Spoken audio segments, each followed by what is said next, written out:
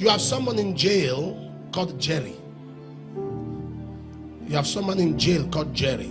I'm seeing like a family has someone in jail called Jerry. God is bringing Jerry out of jail. Is it you? Jerry. Who is Jerry? Jerry, my son.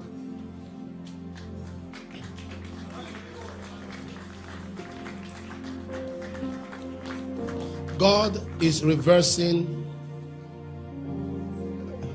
That's his picture. He's young. 20 years old. 20 years old. Yes. This is a trap. This is a trap. Someone fell into a trap. But listen to me. The God of heaven is showing him mercy. God is going to reverse it.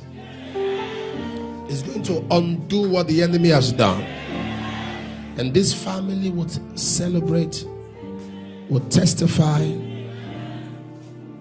Congratulations. The Lord said to tell you congratulations, because Jerry is coming home. Oh, he's coming home. Anyone under the sound of my voice, whatever has stolen your joy, the Lord will restore your joy, will restore your peace, restore your comfort in the name of Jesus.